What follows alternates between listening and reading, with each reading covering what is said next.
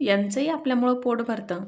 दाखवते पुढे. त्याच्या पहिले काय केलं, देवपूजा करायची होती. तर इथं मी फुलं तोडून घेतलेले आणि तुम्ही इथं पाहू शकता गुलाबाला खूप सारे फुलं आलेले. देवघरातल्या देवांना पंचामृतानं स्नान घालून घेतलं आणि जे भांडे होते ना तर ते पण घासून ठेवलेले, म्हणजेच दिवे, बाकीचे छोटे मोठे भांडे. त्याच्यानंतर स्वामींचा जो फोटो ठेवलेला आहे ना तर त्या फोटोला मस्तपैकी अष्टगंध लावून घेतलेला आहे आणि इथं बाळकृष्ण असे नटून थटून बसलेले. देवहारेमध्ये कवड्यांच्या खाली तांदूळ ठेवते, अन्नपूर्ण मातेच्या खाली तांदूळ ठेवते, त्याच्यानंतर आता लक्ष्मी मातेच्या खाली तांदूळ ठेवते. तर ते तांदूळ काढून घेतले आणि दुसरे नवीन तांदूळ तिथं टाकून दिलेले. तर ह्या तांदूळाचं मी काय करते, तर हे तांदूळ आहे ना इथं चिमण्यांना टाकत असते, तुम्ही पाहिलं असेल.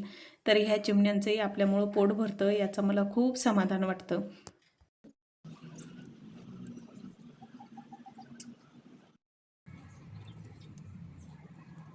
तर चला, इथं त्यांचं पोट भरण्याचं काम चालू होतं. तर असा होता आजचा छोटासा मिनी ब्लॉग. सगळ्यांना बाय.